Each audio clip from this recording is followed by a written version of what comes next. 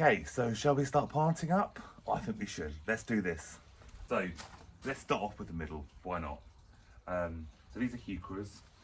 Heucheras I love. They come in so many different colours, so many different varieties. They are generally for shade, semi-shade areas. They can tolerate full sun, but only certain types. I think it's the darker leaf ones that cope with full sun rather than the light leaves. What they don't like is sitting with a soggy bottom, and no one likes a soggy bottom.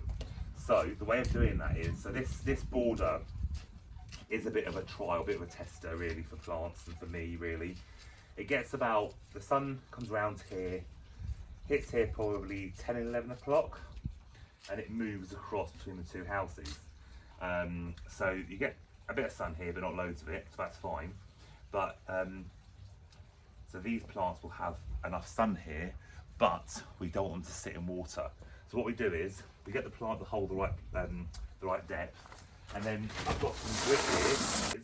It means in the winter it's not sitting, the roots aren't sitting in a soggy bottom in the bottom there.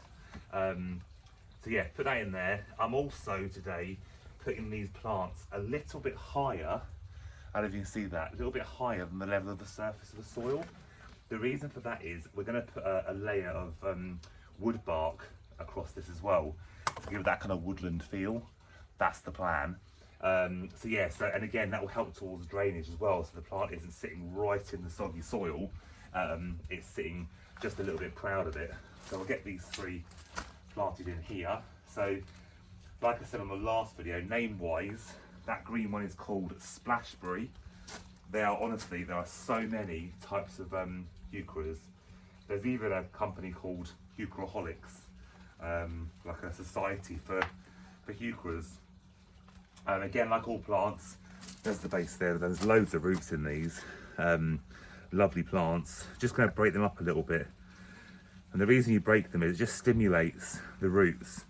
When you snap the end of a root, it makes it produce more roots. So if you snap off one root, loads come out the end of that one root, which obviously in turn make it pull up more nutrients from the soil, etc, etc.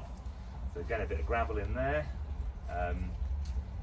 With a lot of my plants, it is a bit of trial and error.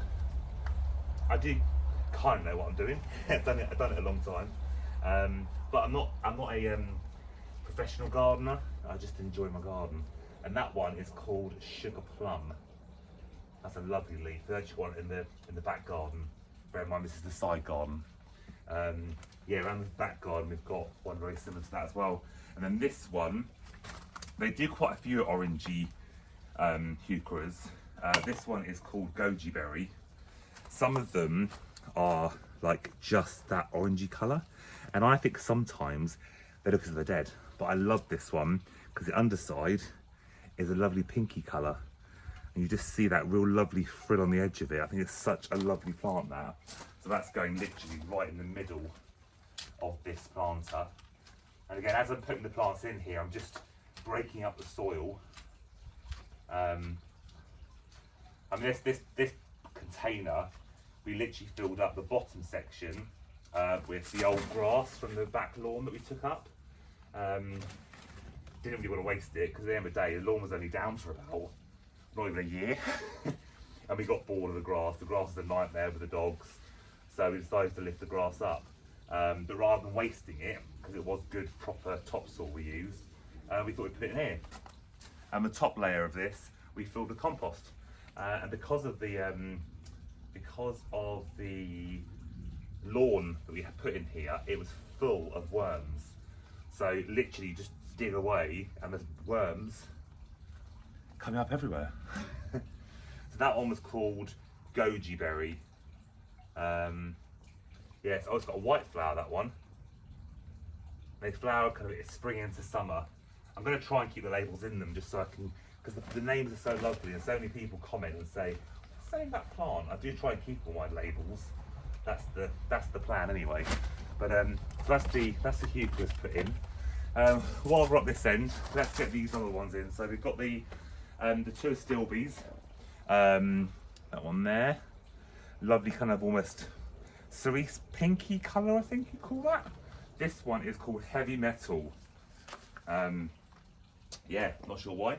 But Astilbes they love boggy areas. So they love places where you've got like next to a pond, or yeah, boggy, marshy areas that are kind of damp all the time. They love that. So yeah, so the more the moisture, the better for them. So with them, I won't be putting the gravel in the bottom of the hole. We will literally just be making a hole and plopping it in. As you can see, the soils, it is good quality soil in here. It is quite clayey at the bottom, saying that, but just break it up. Further down it doesn't really matter so much, because these love the soil, love the moisture, sorry. They don't mind sitting in water, so they're fine. And again, they're perennial, so they come back every year. They do die back every year as well, like a hosta. They basically like almost disappear. Let's look at the roots on this one. Again, lovely. Look at those roots. Lovely plant, lovely and healthy. Just ruffle up those bottom roots. A little scrape with your fingers around the side of it. A good way of checking the hole is using the pot as well. So pop that in there. That's pretty much good. Pretty much good. It's not really English, is it? Pop that in there. Backfill it around. Planted up the Astilbe, the other one. So we had the black pearl, no metal, heavy metal, and black pearl. That one's called at the back.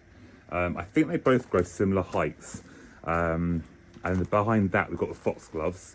Then next year they'll flower and they'll come right up the back of them, probably about a good 3 or 4 meters tall. I planted the allium, that's Allium Millennium.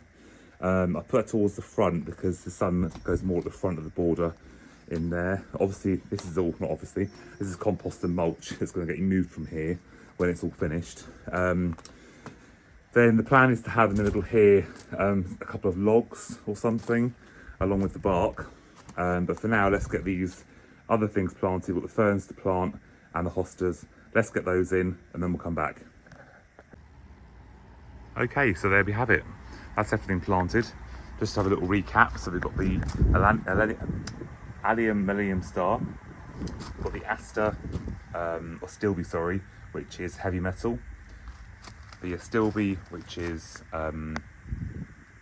pearl, black pearl, that's the one. We've got the 3 heucheras. We're going to test me now.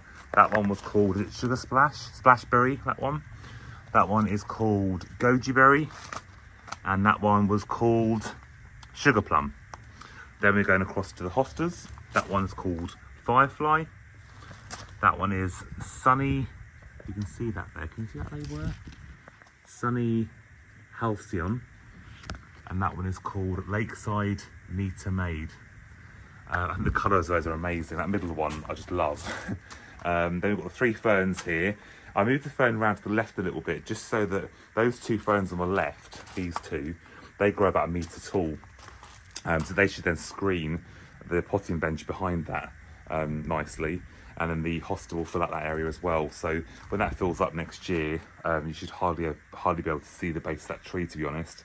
And the tree will then come out the middle of the hostas.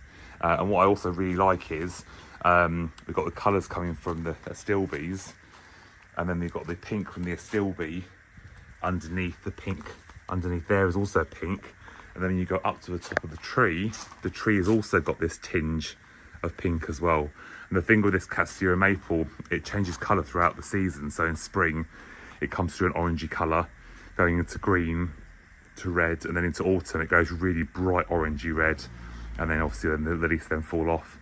The ferns, I think, are beautiful. I always thought of ferns just being quite boring, but actually they're really lovely. So that one there, all the little individual ferns, leaves are kind of tilting up the way, which is nice. This one here is so pretty and delicate. It's hard to believe that's going to grow 1 metre tall, but we'll see what it looks like. Then this one here, that's got like the underside of the leaf is like a silvery colour. Oh, that's broken, that one. You can see the underside is like a silvery colour. So that's really lovely as well, and really quite delicate. So we've now got some wood bark. we went for the small wood bark rather than the large one, just to put over the surface of the soil, just to give it again that kind of woodland look. It smells lovely. I little hate the smell of wood bark, but it just gives you the look of a woodland floor. It also keeps the moisture in, especially for the ferns and for the plants that like being kept moist. Yes, I'll put this down over the soil and then we'll come back to it.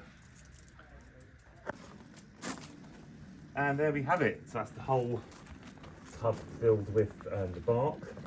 It's also really good at suppressing the weeds as well. And that wasn't even a full bag either.